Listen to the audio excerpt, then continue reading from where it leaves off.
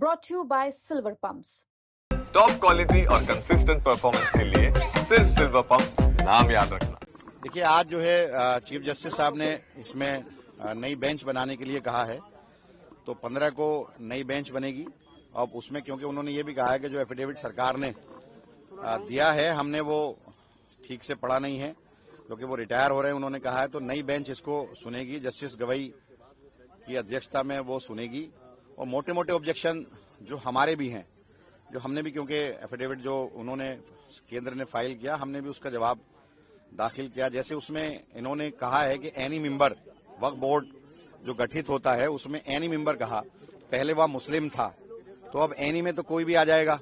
तो पहले वो मुस्लिम था, मुस्लिम एमएलए, मुस्लिम एमपी, मुस्लिम बार काउंसिल, मुस्लिम मुतवल्ली, तो ये था, तो इन्होंने वो खत्म करके एनी कर दिया। दूसरा, जो नेशनल वक्फ काउंसिल है उसके अंदर 20 मुस्लिम एमएलए हुआ करते थे, 20 मुस्लिम मेंबर हुआ करते थे, अब 20 को हटा के इन्होंने 22 कर दिया। 10 मुस्लिम होंगे और 0 to 12 जो है वो एनी कोई भी होगा। तो यह वहां हमारी इन्होंने तादाद कम की। दूसरा, डीएम, अगर सरकार किसी भी वक्फ प्रॉपर्टी को खड़े होकर के अगर ये कह दे गवर्नमेंट लैंड है तो वो गवर्नमेंट लैंड मानी जाएगी। दूसरा, जो डीएम को इन्होंने पावर दी है वो ये दी है कि रेवेन्यू रिकॉर्ड का नेचर वो चेंज कर सकता है। तो किसी भी प्रॉपर्टी को रेवेन्यू रिकॉर्ड में अगर वो वक्फ की है तो वो रेवेन्यू रिकॉर्ड में उसके नेचर को चेंज कर सकता है, तो वो हमें ऑब्जेक्शन है।